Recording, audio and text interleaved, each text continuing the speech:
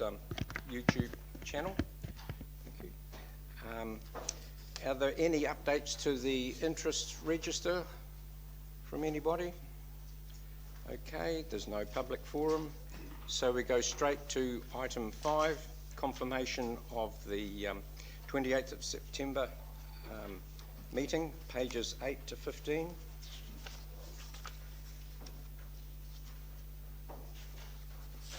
Would someone like to move that that's a true and correct record? Councillor Matheson, Councillor Skinner, thank you. And the confirmation of the minutes of the 31st of October. So you need to put yep. Yes? It's relating on page 9. Yep. The attendance at public forum at the meeting in September. Mr. Sullivan, you undertook to, or that the group manager and infrastructure would follow up on the issues raised. Are we going to have a report back on those issues? through the chair, I can report back that I provided councillors with an update in the councillors' newsletter the week immediately following the Works and Infrastructure Committee. So I'm unsure if you've received that or read that, but it was quite a comprehensive summary. From memory, staff visited Mr. Sullivan. They, we do know where the pipe is. The tape is there for a reason, and I'm just trying to summarise what I wrote in the council's newsletter. So we know where the pipe is. Mm-hmm. The tape is there for a reason. We will be putting extra protection across the pipe in certain sections, and we will be putting in additional markers so that we give even more visibility to where where the pipeline is. Thank you very much. Yes, and in addition to that, Mr. Sutherland thanked me for the action that had been taken. So that's all good. Thank you. So it's been moved and seconded. I'll put the motion that we confirm the minutes of the 28th of September. All those in favour? Against? Carried. And then we go to the meeting of the 31st of October on pages 16 to 17. Are there any discussion relating to that? Okay, would someone like to move that we confirm those? Councillor Dahlberg, seconder. Councillor Skinner. All those in favour? Against? Carried. We then move on to the status report, pages 18 to 20. If we look at page 19, any comments from anybody?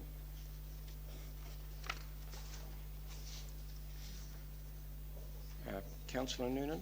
I'm just reading through the status report. Just regarding the Waimea Road Opportunity 3, it says that the detailed design is to commence in 17-18. Has it commenced? Through the chair, yes. Thank you. And when's the next, so it sort of doesn't say anything more, what's the next step? Well, we'll complete the design and then it'll be implemented as this indicates. It's construction. Right. It's construction next financial year. So 18-19. Thank you. Okay. Page 20.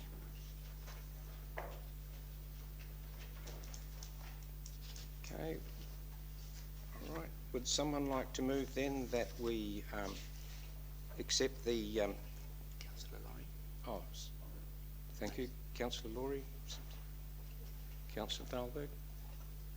All those in favour? Against? Carried. Item 7, Chairperson's Report on pages 21 and 22. I take it that you've all read that. The only thing I'd like to add to that is, as Chairman, I attended last week the National Trafins Conference at the Rutherford. It was very interesting and great benefit to me. The most noticeable feature was the number of ladies there, and I thought that that was brilliant to find that engineers are getting into, the ladies are getting into that field. So I would say probably 50% of participants, so that was great. I'd like to move that that report be accepted. Yes? Yeah, not about the attendees at the Treffins conference. Just the lighting upgrade. To what percentage of our roading network or lighting networks now will be covered by LED? That's all. All of it, through the chair, all of it. All of it? Yeah. And if I may, through the chair, I'll just put a plug in for Margaret. She's been on the executive of Treffins for many, many years. She's highly regarded, and she had a lot to do with the successful running and putting that conference together. And in amongst everything else she has to do, she's done a great job. So that's just my punt for Margaret. And you've stolen my thunder. I'd also like Sorry. to welcome Marg to her new position, replacing Peter Anderson. So welcome to the team in that regard. Thank you. Councillor Noonan. Oh, thank you, Mr. Chair. Look, I'm just looking at the Queen's Gardens toilets, which is on your chair's report.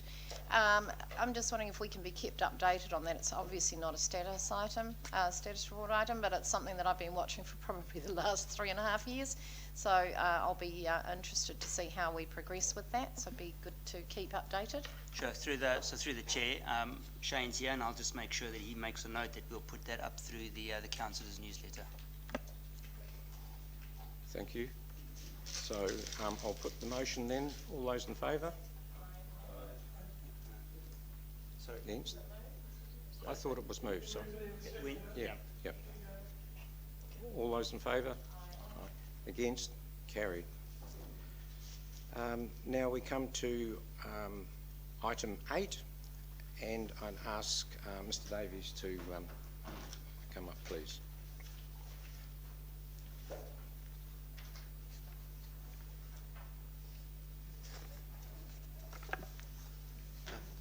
Thank you, Mr. Chair. I take my report as read and am open to any questions. Councillor Noonan. Thank you, Mr. Chair. Look, it's just a general question, but relating to this. When we start seeing large sums of money being moved around the budget, I'm just wondering what overall effect it has on our all of council budget.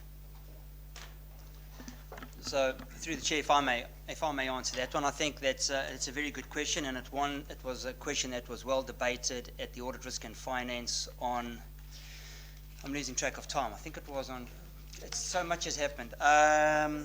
It was sometime this week. I think it was Tuesday, and those same questions were asked by Mary's, and the answer I gave then was that it does have an effect. It has an effect on the 18-19 program. And I think this is a combination of a number of things. We're trying to get the best the outcome for council. And in this particular case, if we look at Nile Street, and that's what we're asking to commence next financial year, as well as now that we know more about Neil Park and the contract's been awarded and they've now got their program in, we can't undertake all that work in one financial year, but that work has commenced out on site, that it will have an effect on our overall works program. And one of the things that we will be ready for is in early December, the workshop, the LTP workshop, in terms of understanding what those carryovers mean for the 18-19 budget and how that affects the program. So clearly there is a domino effect. You do one thing and it affects the others, but the Mayor asked those questions at the Audit, Risk and Finance, and we will be ready to give the workshop an indication of what the implications are of the decisions that we make. So just to follow up, and this is probably a bit of a sticky one, might not be so easy to answer, but if we've collected if I'm a ratepayer, I'm looking at that, and we've collected rates in a certain year for a certain amount of work, and then we don't do it, then are we deemed to have collected too much money in one year? In which case I'd be, as a ratepayer, which I am, I'd be expecting my following year to maybe be a bit less. So I'm just looking at it with a ratepayer point of view, thinking, okay, we've collected some money, we haven't spent it on what we were going to spend it on, we're not spending it on anything else, you can correct me if I'm wrong on that, but that must have a flow-on effect in my budget at home. So through the chair, I think it's a good question, but I think there is a balance of swings and roundabouts. So if we look at this report, we are looking at bringing money forward from next financial year to this financial year to complete a project. I think we have this is a recurring thing that we have every year. In this particular case, we are still undertaking that work, so it's still a committed project. All we're doing is extending the period, and we have carryovers every year for valid reasons. And at the end of the day, there will be certain things that we rate for that aren't done. But in terms of the bigger picture, in this particular case, for example, on Nile Street, we're doing that job for cheaper than we would have done if we had done it this financial year. So there is another benefit to the ratepayer, but we do have carryovers every single year for valid reasons, and this is just another one that and in this particular case, it caters for the construction market that we're in. So just to recap, and the final thing I want to know then, I guess, is where it's possible to bring work forward from the year that we're now taking this money into for other projects, is that happening? Where, through the chair, where appropriate, yes. Councillor Skinner. Thank you, Mr. Chair. Just a quick question for my learnings for Mr. Davies. I can see the wisdom, financial wisdom, in pausing some of these so we get the best price and availability for tendering. And I see in 4.2 and 4.3 tenders we received originally were higher than we expected, so we put some more money into it. And now we're in a position where we have got some tenderers for it. Has that meant we've got a better price than we would have? Through the chair, we've had a really good opportunity to test this with the Nile Street East Stormwater Project. So we actually tendered that 3 times. The first time was last year, and we got a very, very high price. It was 30% higher than our engineer's estimate. So we made changes to the design, we made changes to our estimate based on those figures. We spoke with the Civil Contractors New Zealand to understand why the prices were high. We re-tendered it, and the prices came in higher again. So this time we sat down with the 2 contractors that had tendered. One couldn't meet our time frames, so their contract was non-conforming.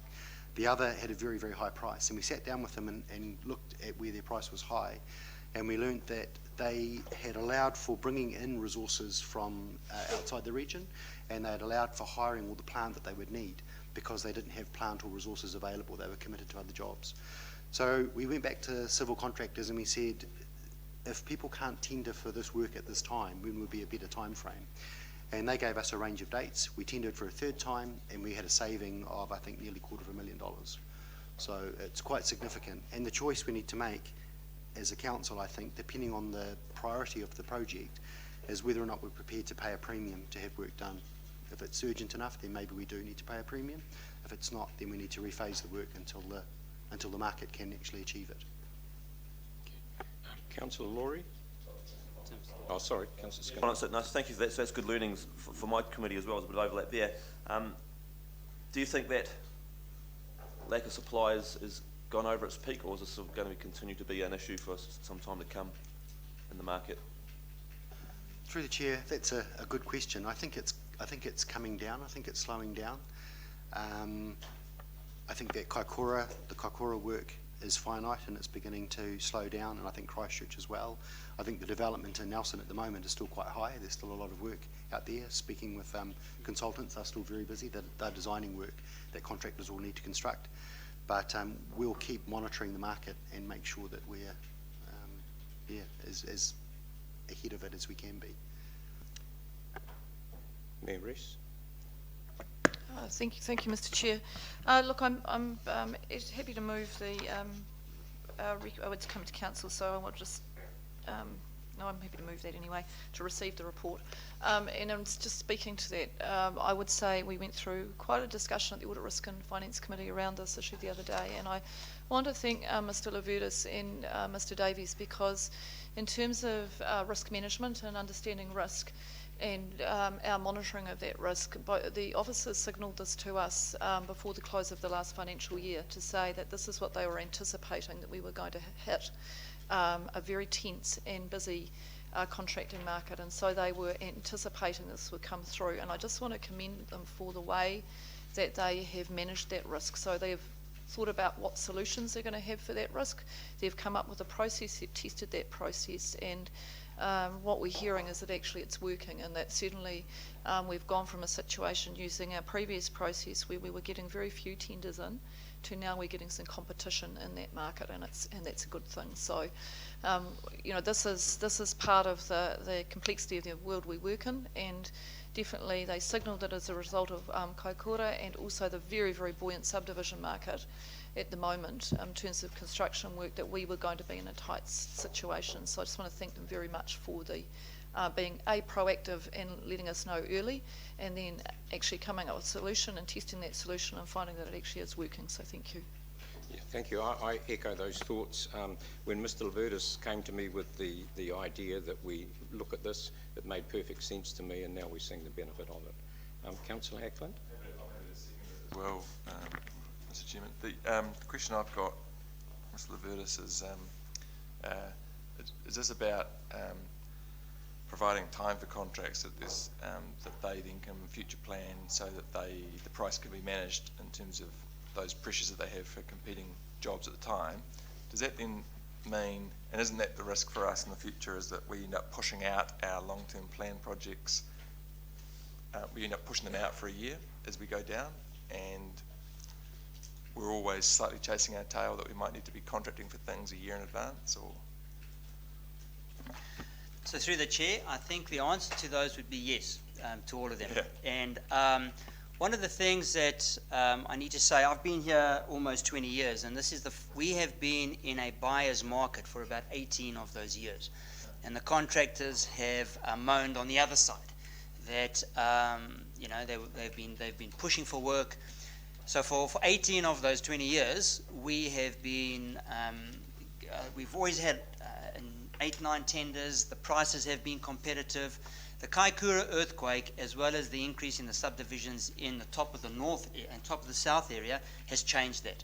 That won't last forever. We will go back to a buyer's market, and the contractors are predicting that. I mean, even if you look at Kaikoura, there's still a bit of work to do there, but they, by and large, that work's tailing down. And even when I speak to the contractors, you will find that alliance will wind up, and people will move back to their regions.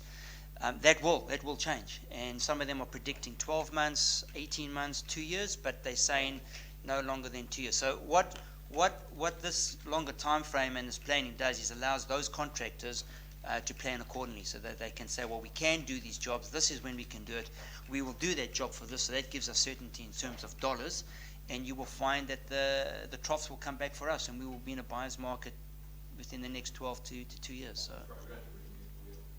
No, I don't think so. I think we've been on a really, really good run, and it just so happens now that we're in the trough. Thank you. Councillor Laurie? Let's hope there isn't another earthquake. So my question, I think that Mr. Levertis should be able to answer. It's just on the Neil Park sewer pump station upgrade, and it talks about one of the reasons for this is to reduce odours. I was down there on Monday, and it sort of took me back to Jakarta in the early 90s. How much will this work reduce the odour issues down there? Because they're pretty unpleasant, and it's a pretty busy place with lots of people playing football and stuff. So through the chair, and Shane can give you the detail because he probably knows the detail. But in essence, the upgrade is to address two things. The pump station is in need of upgrade in terms of where it is in terms of its life capacity and its life cycle. So it needs to be upgraded. That includes the structures as well as the pumps. And in addition to that, we will be doing something similar to what we did at Quarter Park. So when we do our new pump stations, the odour problem should cease. So I mean, I know that because it's an open system that we do get odours there. I noted a particular odour this morning, and I know that we will get odours, and I've asked our media, our comms team to get onto it and advise the residents, because there is an odour as a result of the works. But the works that we are proposing is to address a life cycle issue and at the same time addressing the odour issue. Right. Through the chair, you used the word cease. You think they'll actually completely stop? The aim is to eliminate those odours, Great. just as it is at all our pump stations. That'll be progress, thanks. Yep. All right, thank you. It's been moved and seconded. Is there any further discussion? All right, I'll put the motion. All those in favour? Against? Carried. So we now move to item 9 and ask the officer to speak to this. You will have had the expanded size delivered to you, and we're now handing out Appendix 2, which is the Nelson CBD exclusion zone for Paxters, and the one off Victory Square, Toy Street, St Vincent Street area. Thank you, Mr Chairman. Good morning. Good morning, councillors, Madam Mayor. I know you have a full agenda, so I'll keep this brief, and I'll take the report as read, but essentially New Zealand Post are in the midst of rolling out Paxters across the country. They need the road controlling authorities' permission to operate them on footpaths. You've had a presentation in a public forum from New Zealand Post and a subsequent one from a concerned citizen. There is a large element of unknown about the impacts of the rollout on footpath users. Accessibility for all has been involved in this process locally, and my recommendation was to defer the decision until the outcome of a Hamilton City trial. So I'm happy to take questions. Councillor Laurie. Thank you, Mr Chairman, and thank you, Mark. I'm a little bit confused. So Hamilton's doing its trial, but in 5.10, not 5.10, in 5.1 we see that most RCAs throughout New Zealand have now approved NZ Post to use these vehicles. So if most RCAs have approved the use of these vehicles, why are we waiting for Hamilton? Why don't we just go, okay, well, it's, seems to be working in other parts of the country. It says here that feedback from the trials was almost universally positive. It feels to me like we're erring on the side of caution in quite a sort of extreme way, and I kind of feel like, why don't we just get on with it? What are your thoughts, through the Chair? Through the Chair, good question. New Zealand Post approached us about 4 years ago with regard to this, and at that stage the unknowns were even greater. At the same time, they approached a lot of other councils, and the feeling amongst the Road Controlling Authority Forum was that it was a wee bit of a once over lightly approach by many of the councils. It is my personal opinion that Hamilton have done it right.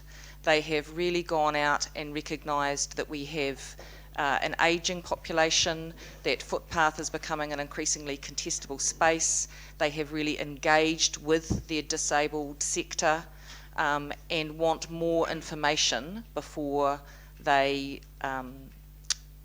give this an official lifelong sanction, hence their trial. So I think Hamilton gave it the due diligence that it needed, and perhaps the other councils did not. The other comment I'd make is that the feedback in the New Zealand Post presentation was that other councils had reported no issues, and that the trials in New Lynn and Grey Lynn and Auckland had been successful. Those trials have actually been not criticised, but in the eyes of the disability sector could have been done a lot better. The sample size was quite small, and the disabled sector felt they had been left out of the survey methodology. It didn't cater for people with vision impairment, for example. But through the Chair, I find it is an interesting discussion, and it's interesting that groups within the disability sector have an issue with these, because when I look at them, I look at that photo that's in the report, that looks to me like an oversized mobility scooter. So I kind of find it interesting that people who use mobility scooters have an issue with large mobility scooters. Got any thoughts on that? Through the Chair, again, they are larger than mobility scooters. They are significantly larger than mobility scooters. Unfortunately, we haven't had the benefit of having one that you can have a physical look at and climb in and out of here in Nelson. But when on a footpath, they completely block the footpath. Mobility scooters are on average 950 millimetres wide. These are wider. The specifications are included in the appendix of the report. They are larger. Through the Chair, I'm almost finished, Mr Chairman. They block the footpath very briefly, as a vehicle blocks the path when it comes out of a driveway, as vehicles do all over the city all the time. What will be the impact on services to members of the public who use New Zealand Post if we don't allow this to go ahead now? or if Hamilton say it didn't work, and so we then say we're not going to do it either. Through the chair. Through the chair, the impact, well, New Zealand Post would really be the one to comment on that. It would be for us that parcels would continue to be delivered by courier van and mail would be continued to be delivered by posties, as far as I know. New Zealand Post business model suggests that this is the solution in the longer term, but that's for them to comment on. Mr. Chairman, my last one, because I didn't quite get that bit finished off. So if Hamilton, you're saying that through the chair, if Hamilton says no to Paxters, we'll say no, we're likely to say no too. So through the chair, maybe I can answer that. I think we don't know what Hamilton's going to come out with in terms of what that may be. If Hamilton says no, I think what we will do is interrogate the reasons why they said no and work with New Zealand Post in terms of what those reasons were, and then figure out how that affects Nelson and then tailor make that accordingly. So a no from Hamilton, and I'm trying to not preempt what Hamilton may say, a no from Hamilton may not necessarily mean a no from us. What we actually want to see is they've undertaken to do a detailed 12-month assessment, which will be a size that will, and a size and a period that will give us adequate, and we're all watching this, it's not just Nelson, and then from there we will ascertain what that actually means. And there may be changes that may need to be made, but it'll give us a data set to actually look at and assess whether we can go forward. So, but to answer your question, a no from Hamilton does not necessarily mean a no from us. We just want to ascertain what that means. Councillor Darby. Thank you, Mr. Chair.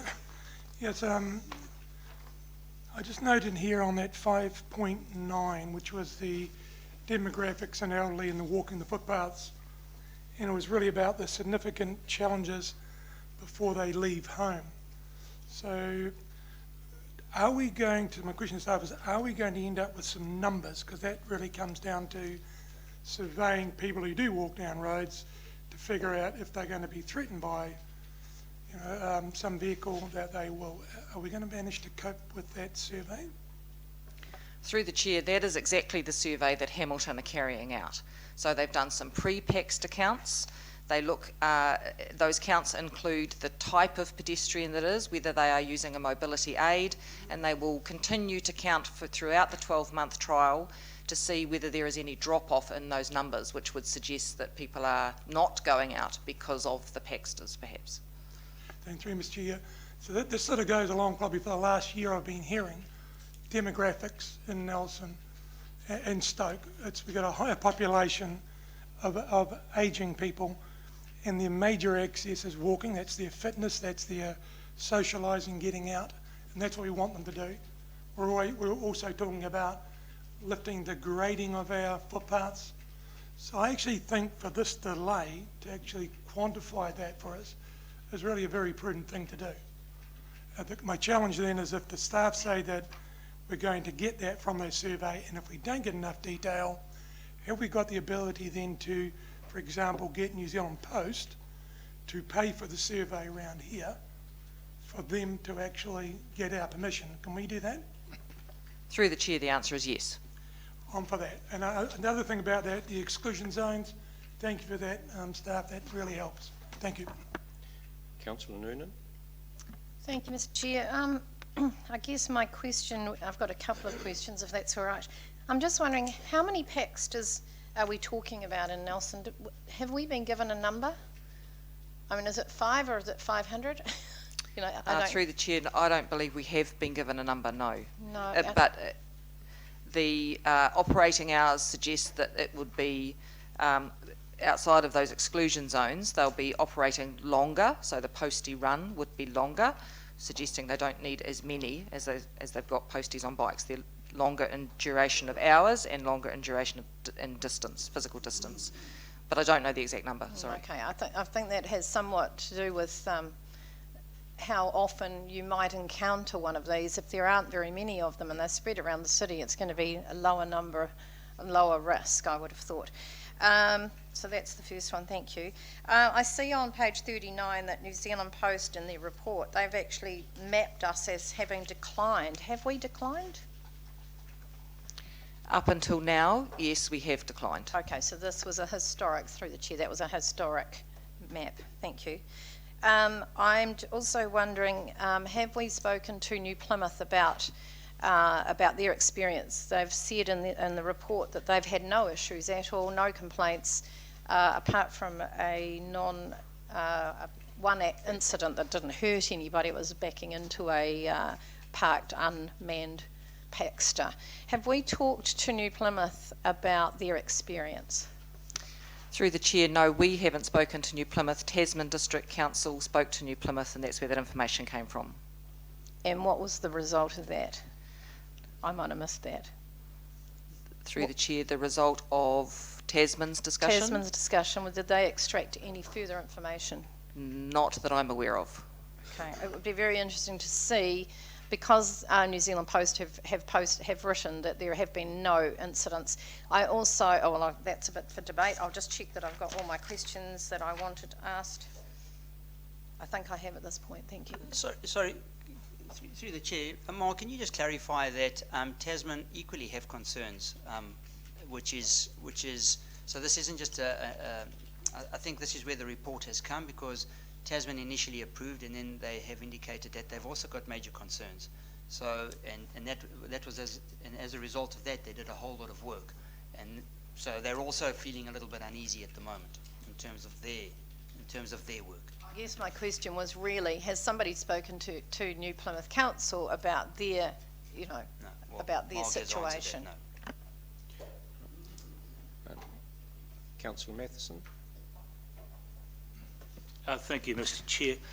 I'm a member of Access for All Committee, and this conversation has been going on for a little time. Of course, that committee is chaired by the TDC, and we meet out there. Last Friday we had quite a discussion about this, and Marg's name is held in high regard just to make her feel embarrassed for her work that she's done out there, but no longer will be.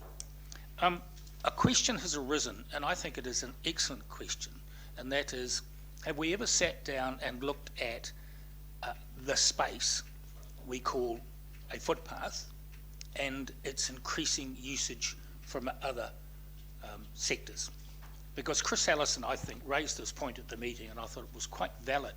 We're not talking about this vehicle or that bicycle or whatever. We're talking about a space that traditionally has been there for a sole purpose and is now being engulfed for other users. And he believes, and I totally agree with him, that we need to look at that space and say, what is its real purpose now and in the future? Has this ever been discussed, Mark? You would know better than most. Through the chair, I think it's an area that there's a bit of a spotlight on at the moment. There's been a national petition around whether children and older people should be allowed to cycle on a footpath, for example. And it's an area of growing discussion. I don't know that this council has ever sat round and discussed it, but it is certainly becoming an increasingly contestable space. No doubt about that. Thank you. Madam Mayor. Look, just in terms of that issue, yes, we did discuss it.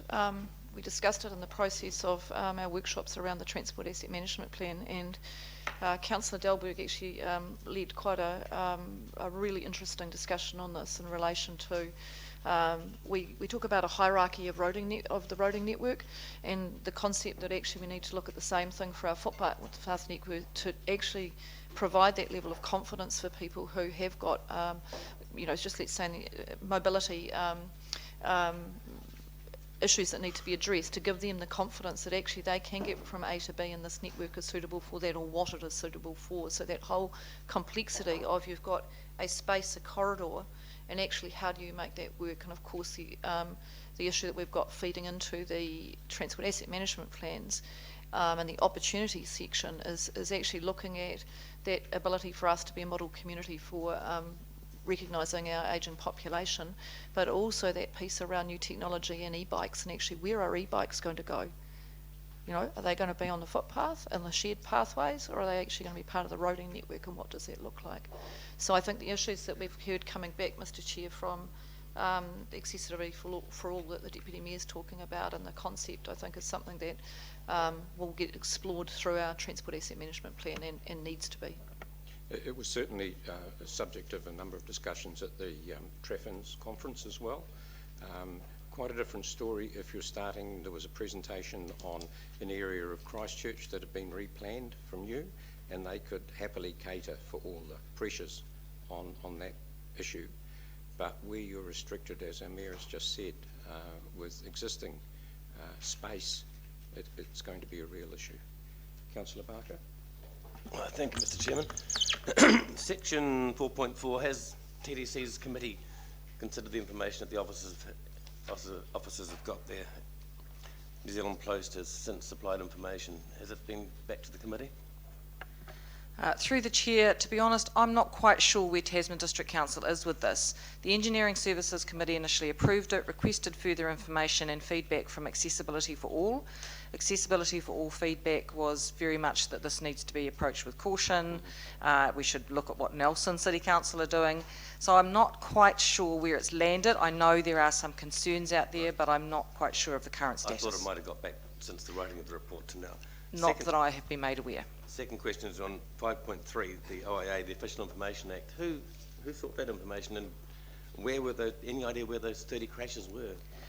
Through the Chair, I didn't officially seek that information from a press clip, so it's come from the media. The media sought that information, and the crashes I know a little bit more information about. There was no injury involved, so no significant or serious injury. They were Paxton versus lamppost, Paxton versus, but it was New Zealand Post, to their credit, have recognised that they've needed to improve these devices, and rear view reversing cameras, for example, have been retrofitted. So it is a bit of an evolving process. And finally, under section 5.5, the fourth bullet point, which these are undertakings by New Zealand Post, I presume. I'm just looking at that. Vehicles will not ride on grass verges. It seemed to me that people know that I have a thing about Nelson footpaths. Well, they could be an awful lot better than they are, and I've got to say that we are now doing our footpaths much better than we've done in the past, and we're making them for people. Footpaths, in my view, are there for feet, and the very word is footpath. And it seems to me that the way we're constructing now with the flat footpath and the grass verge, there would be no reason why these Paxters couldn't go down the grass verge. Through the Chair, I think these Paxters on a wet, muddy winter would damage the grass verge. So if they encounter a pedestrian where there is footpath, grass verge, then curb and channel, they are to reverse and exit the footpath onto the road and let that pedestrian pass. So they're not to go around the pedestrian on the grass verge. In practice, it may operate that the pedestrian is offers to walk around the grass verge, but in no way should they be allowed to drive on the grass verge. They will damage them. They will damage them. And finally, Mr. Chairman, thinking back in the past, we can be holier than thou and think of all these things, and then with the wisdom of time, you can work out, was it good thinking or not? And the example I'm thinking of is skateboards on footpaths. It became a huge issue, and we passed a bylaw and said no skateboarding on footpaths in the city. Well, it's just been ineffectual. There's more skateboards on the footpath now than ever, and just food for thought. Was it as bad as we thought it would be? Councillor Darwood? Thank you, Mr. Chair. If you're looking for someone to move this, I will. Just probably the bottom piece, maybe in addition to, once we get that information from Hamilton, to conclude what additional information we would need. Something in there. Thank you. It's been moved effectively option 4 as the recommendation. Do we have a seconder? Councillor Matheson, second. Is there any further debate? Yes. I have got another question. That's just regarding this new piece of paper that was handed out this morning. In the areas that are yellow, is that where the Paxters will drive on the road? Through the chair, no, that those exclusion zones are no Paxters, so post would be continued to be delivered by courier van or postie on cycle So I guess my or on foot. further question is, it looks like Gloucester Street, is that where these vehicles are going to be stored? Through the chair, I don't know the answer to that. Because that's one of the exclusion zones, so I'm just wondering how they're going to get in and out. And through the chair, if I can just say, what you see in front of you has been a desktop exercise carried out by New Zealand Post. The next stage in this, if the council were to support allowing them, would be for council officers to go through that with a fine-tooth comb, refine it, agree upon it. Thank you. Councillor Barker. Thanks, Mr. Chairman, and apologies for a late question, but have there been any incidents with New Zealand Post's competitors who ride motorbikes on footpaths? Through the chair, the law says that any delivery that involves a motorised vehicle on a footpath has to have council permission. We are aware that there are some motorised mail deliveries, and we have challenged that supplier. They don't ride along the footpath between deliveries. They go into the, yes, they're not supposed to. They don't, they claim to go into the mailbox and come out and travel along the road and then go into the next mailbox. By law, they're not allowed to ride on the footpath. Mixed message. Any further debate? All right, I'll put the motion. All those in favour? Against? Carried. Thank you. So we now move to item 10. Mr. Thiart has joined us now. We'll take the report as read. There's no alterations, Mr. Thiart, to...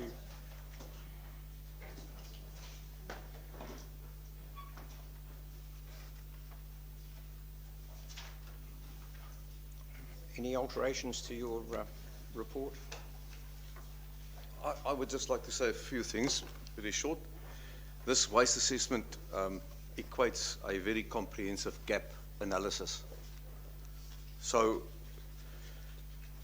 the real issue here is what we've done is we've looked at what we have. We have a good understanding what we have. We've also got the understanding what we don't have. And then the waste assessment goes forward to say, these are the possible options that we can close these gaps.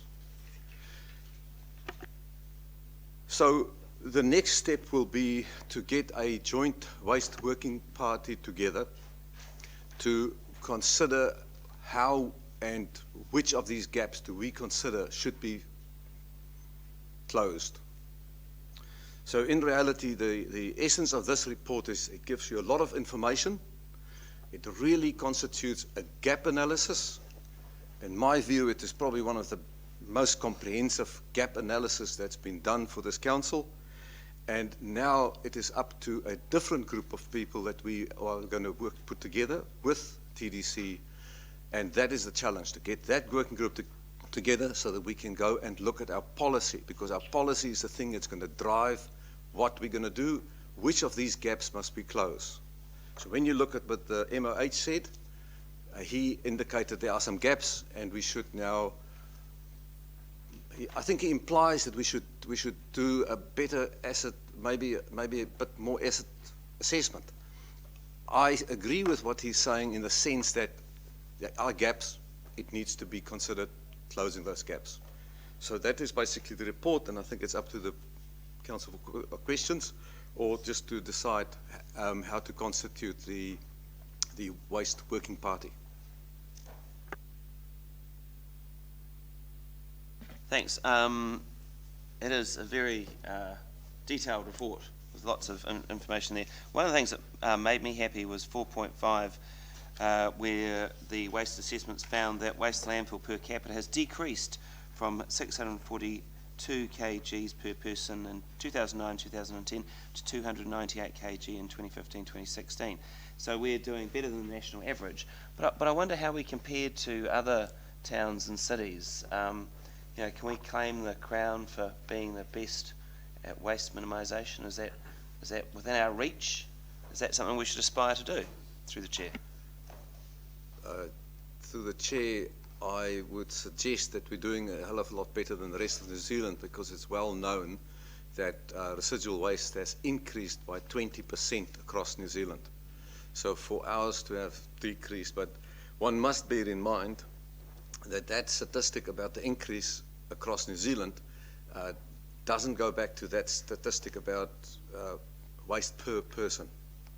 So while I think we're doing very well, we can still do better, and I don't think we can at this point have a competition and get the gold medal. Yeah, through the chair, does anyone keep tabs of that though? I think it is reported in most asset management plans, but there are always caveats on those numbers. Our number does not include the new waste that's coming into our landfill, which is material that comes from hail sites. Material from hail sites used to be used for cover material or went to clean fills, but since we have implemented the NES, we manage it differently, and we are getting an increase in the tonnage of hail material that comes into the landfill. Now, that component is not shared across the public. Okay. Mr. Chairman, it's not a question, but I would like to put myself forward for the joint working party. I'd be happy to do that job if other people would like to have me there.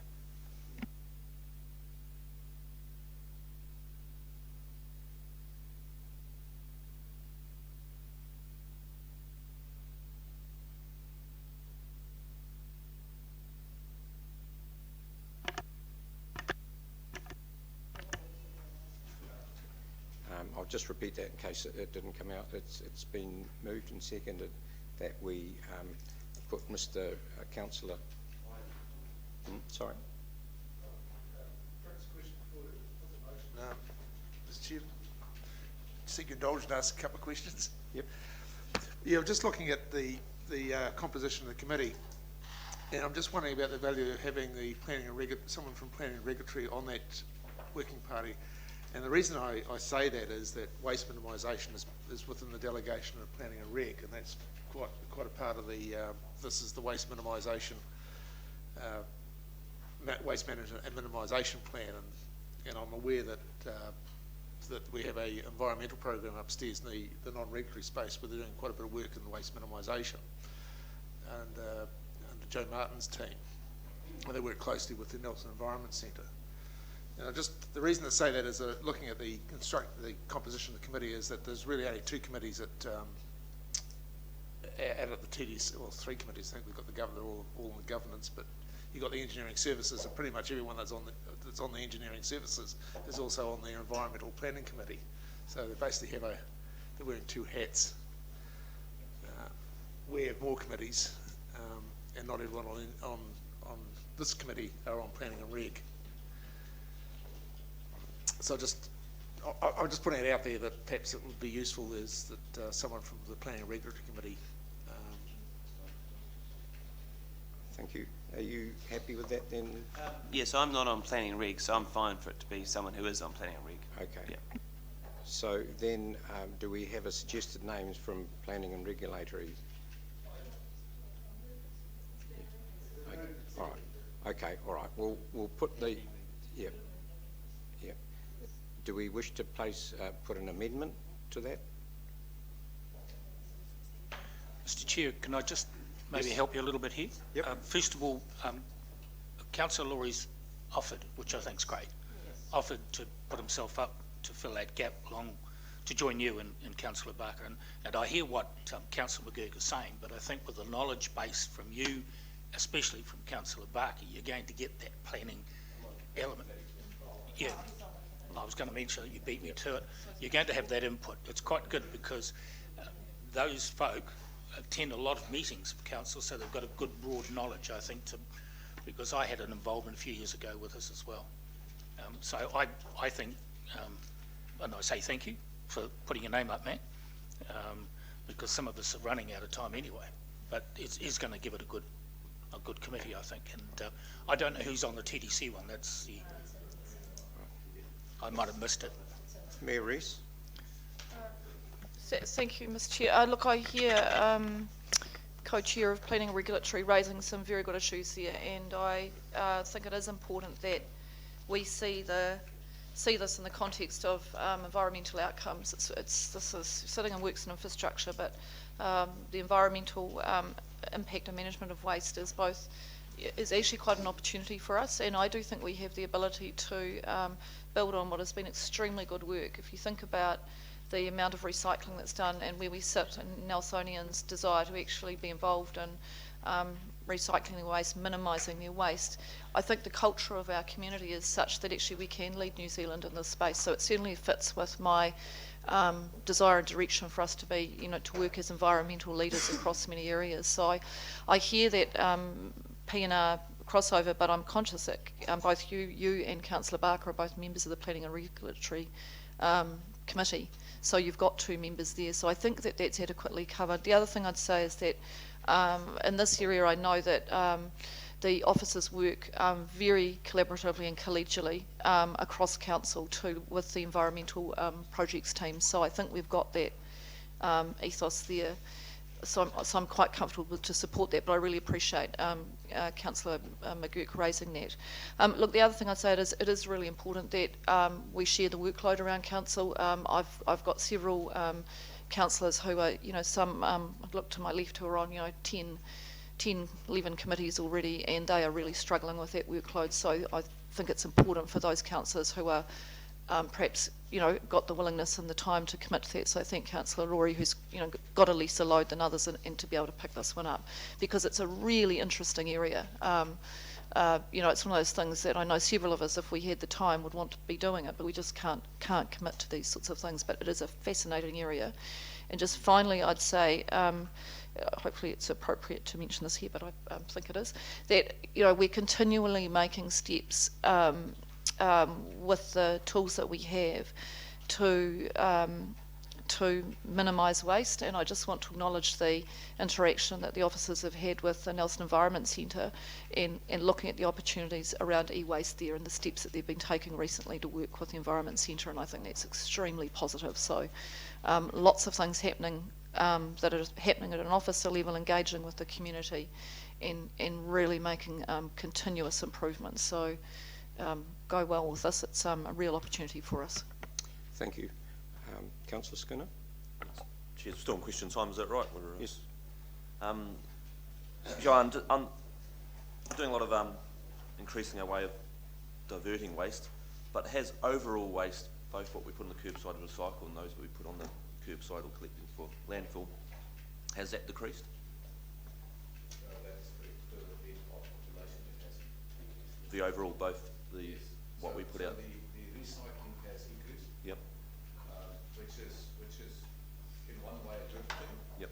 But from a waste avoidance point of view, it's probably not all that good a metric. But as a percentage of residual waste. What is residual? When you say residual? So residual waste is the stuff that goes to the landfill. Yep. So as a percentage of residual waste, our recycling has actually not increased, but as a total volume it has increased. So the what we can see is that people are avoiding the creation of that waste. So we think we are pulling all the right levers, or people are responding in the right way. Okay, and no, so that's good to know. So that my other question was really in regards to trying to stop that waste before it gets to us as a council collecting it. We've got here in figures of residential and there's commercial waste and industrial waste. Is our residential waste or the cost of that subsidising commercial, industrial? There's a ratepayer on the street when he puts his $2.50 bag out. I think it is. It's fairly shared. Yes. And thank you. And the other question, I might have missed it. There's a very detailed report, which was great. Actually, I enjoyed reading it. Straight enough, I couldn't see any costings on what it's costing us in subsidising or diverting waste. So when you put your glass and cans out rather than putting it straight in with a blue bag, we as consumer separate it, but then there's a cost of separating it at the collection point or at the transfer station and sending it off to the various markets. What sort of cost? I think what is really clear is that the benefits are going through to the consumer. Yes, the costs are going up as we become more sophisticated, we take more different types of material as to the type of level of service we provide. But fundamentally, the process that we have is that people have the opportunity to manage their own waste. So if they want to pay less, they can put less out. They can manage the system better. Because remember, we fund residential recycling. So if you can process your recycling and you can decrease the volume that goes in your blue bag, you can economize. And that, I believe, is a big driver in seeing our solid waste to landfill under control.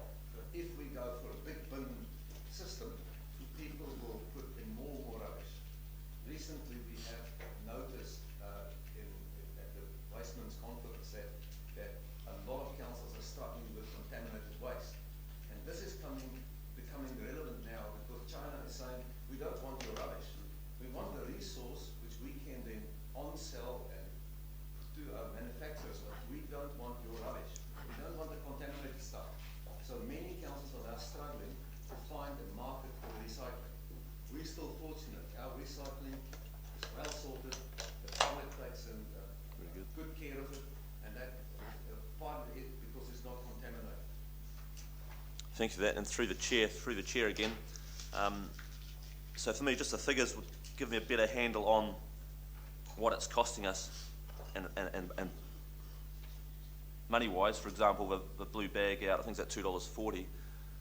But some of that, I believe, is in subsidising either carbon credits or subsidising some of the double handling, as you might say. What's it, if we weren't going down the diversion road, how much would it be to put a blue bag out?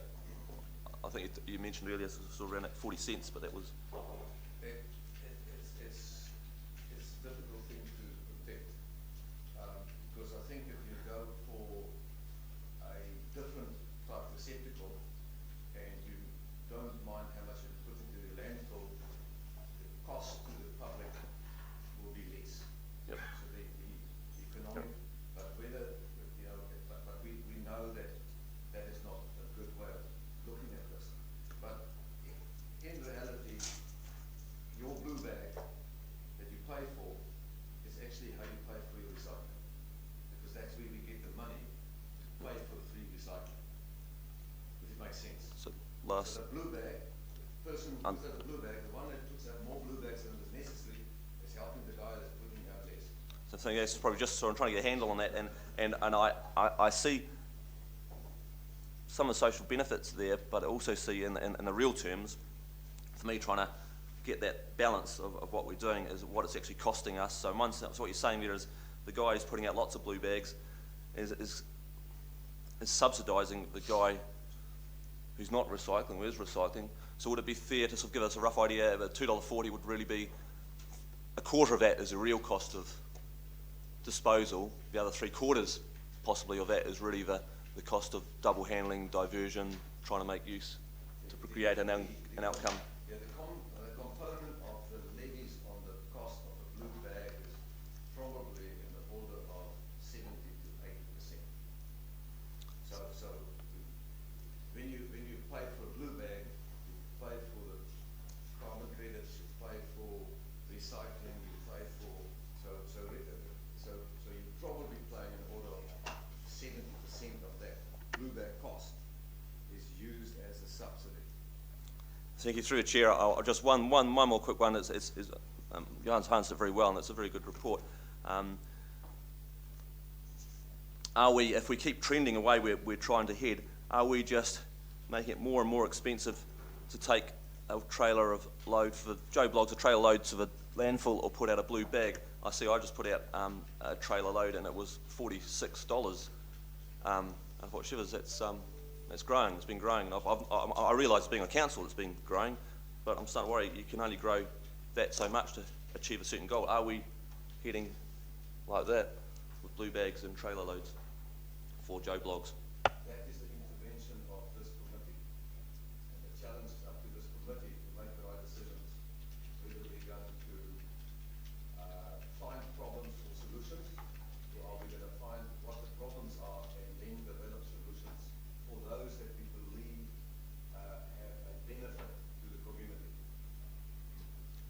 Thank you for that.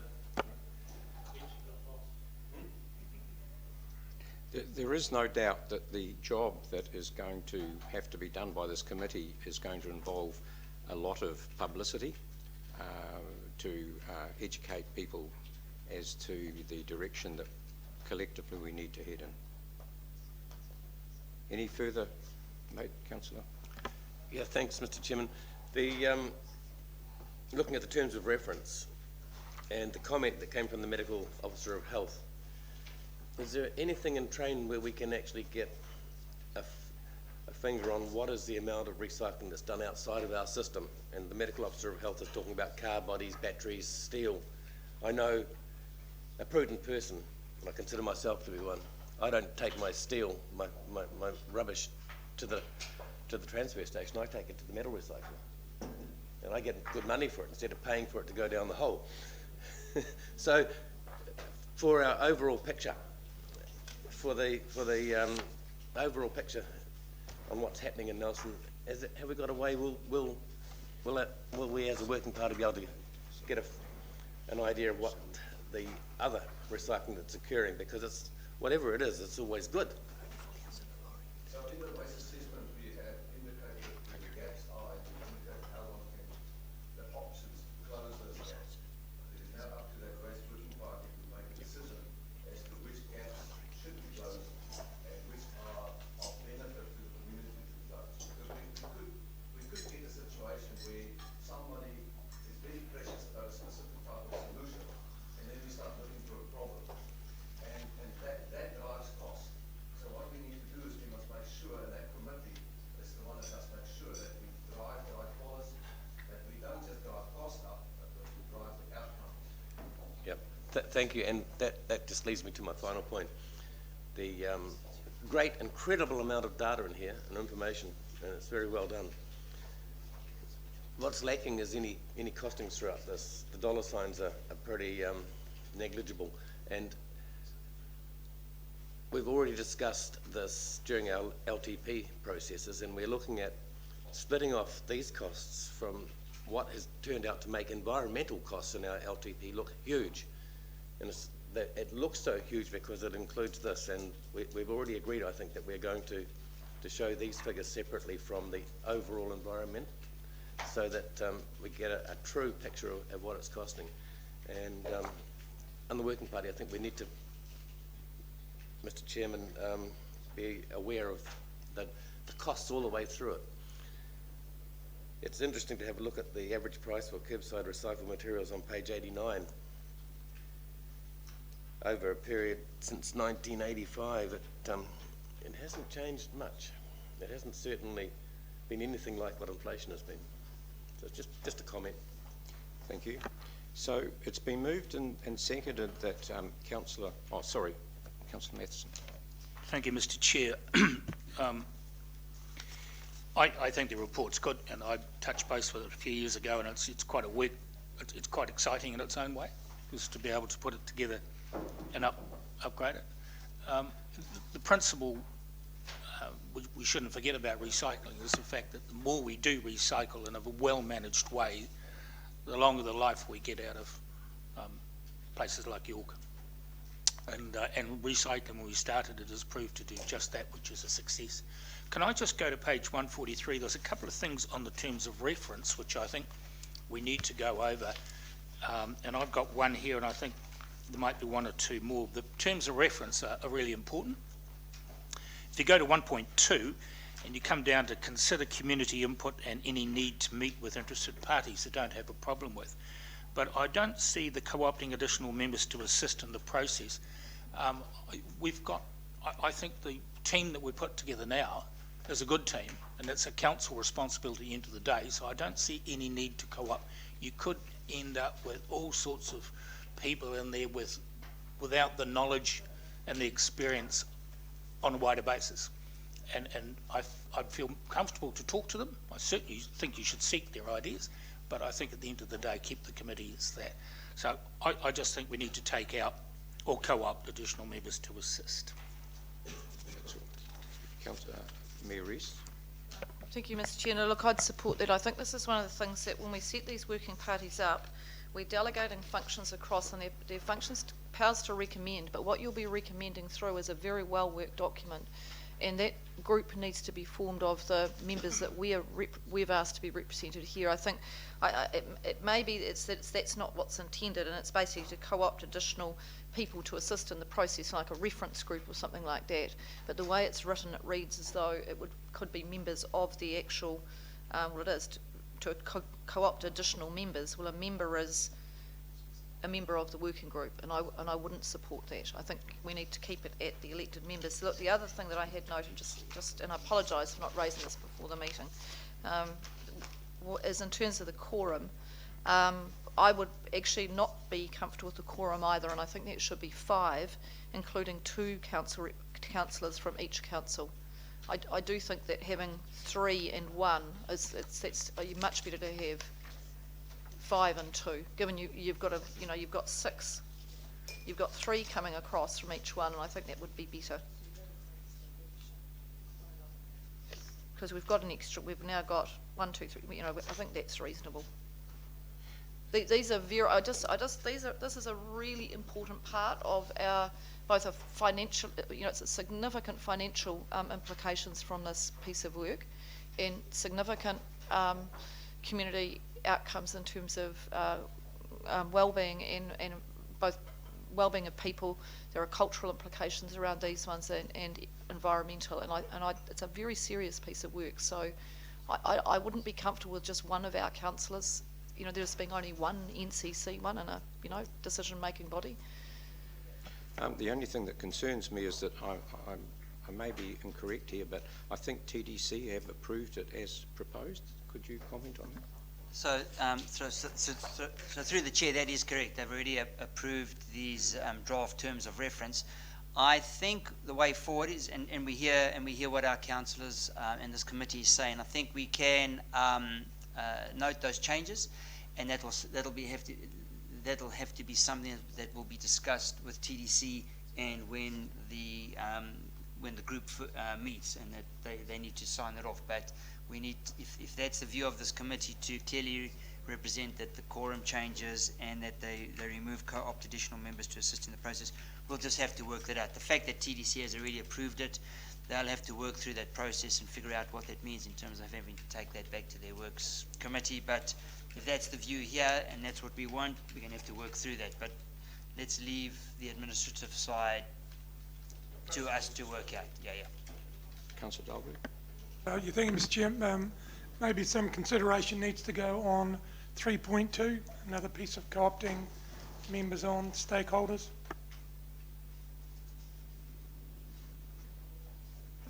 I think they're different. The one is to bring in an expert that may be required to guide. That's what the intent is under 3.2. But I hear what the Mayor and Councillor Matheson are saying in connection with 1.2 with the co-opting.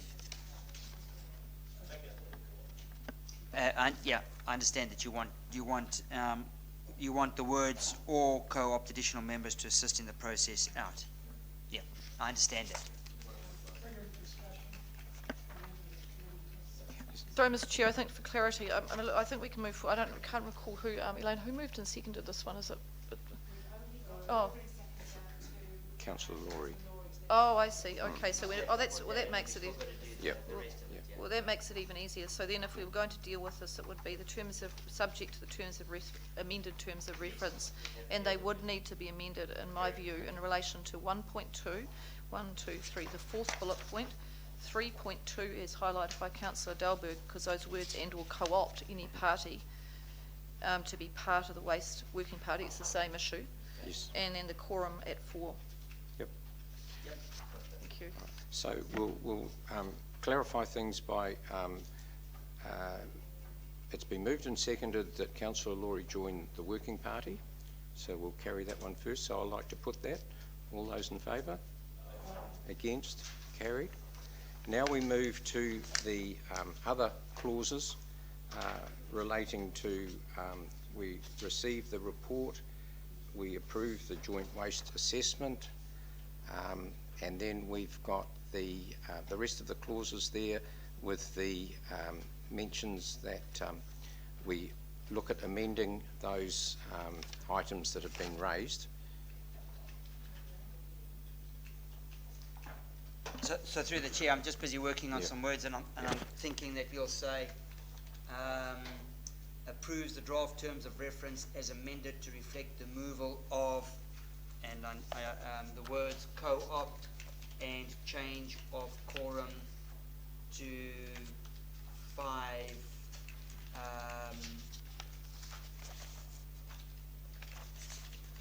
So I'm just trying to do this from 5, including 2 councillors You happy with that? of each council. So that one reads, approves the draft terms of reference as amended to reflect the removal of the words co-opt and change of quorum to 5, including 2 councillors from each council. And then we refer to the A document, which is the thing. All right, so everyone clear with the amendment? Councillor Barker? Yeah, I'm quite clear, and I think it makes sense. The co-opting bit, if you look at 3.2, under 3.2, there'll be the opportunity to bring in any expert that's needed, so there's no need for a co-option. Councillor Skinner?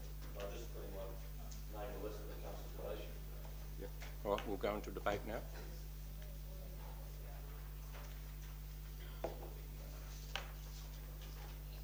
Sorry, Ken.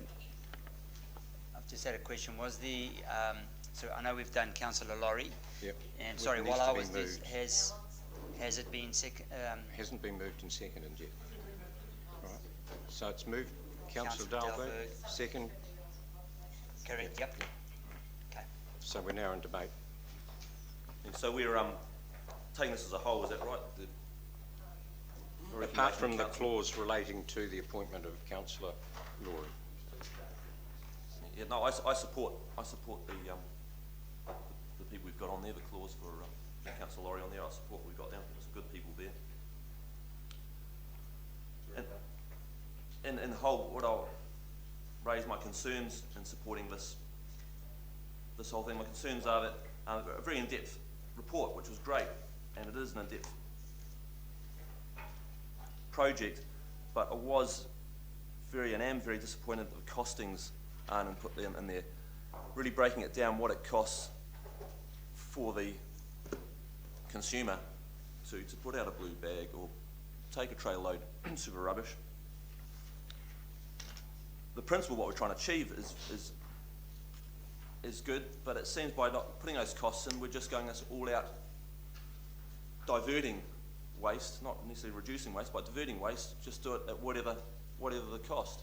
And we're coming down to now where, in real terms, putting out a blue bag for $2, is that right? $2.40 I think at the moment, really, in real terms, should be costing 48 cents, or a $46 trailer load should really be $11.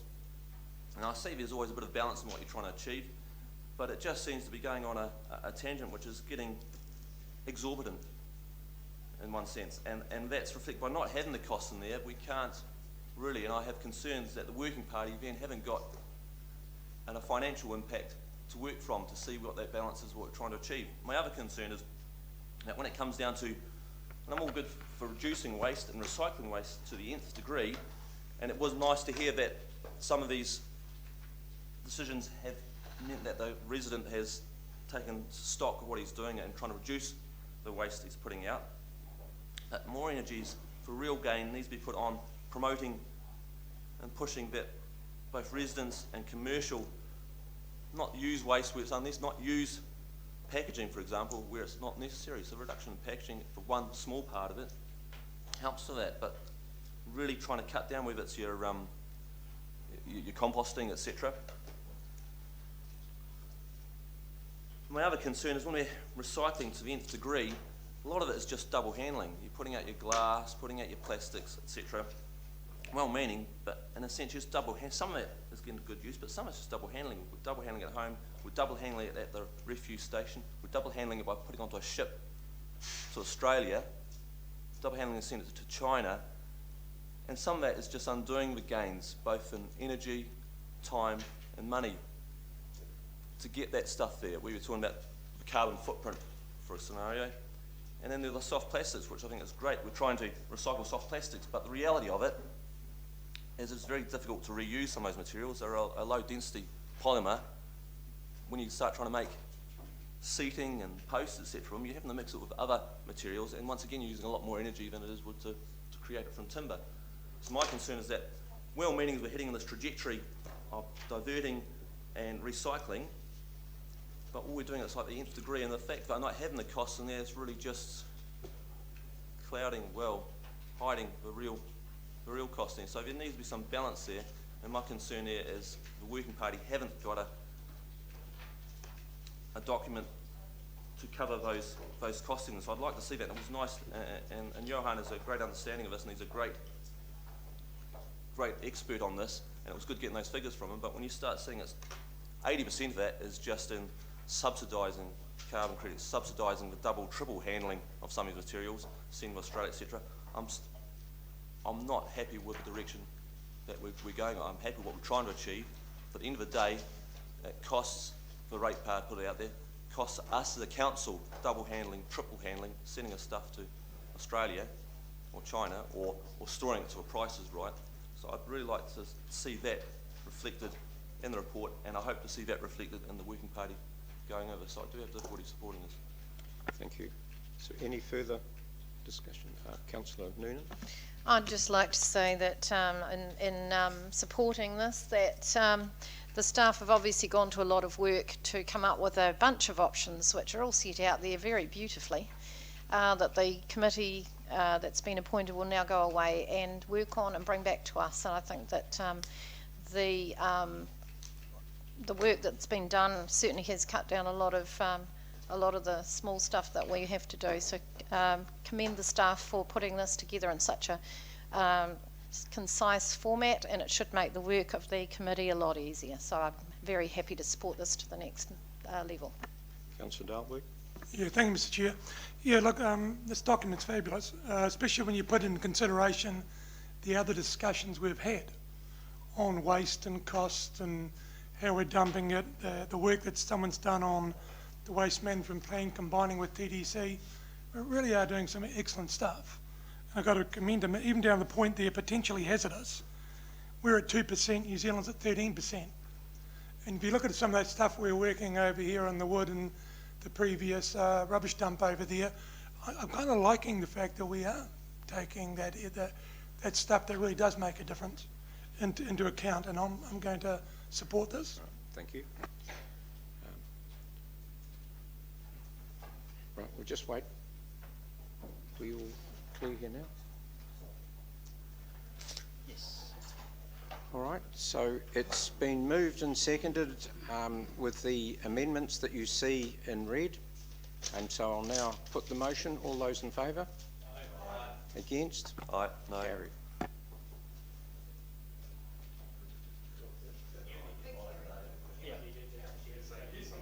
Yeah, it was carried. Yeah, thank you. So that's now item 11. We're going for time. We'll get this through. Yep. Item 11.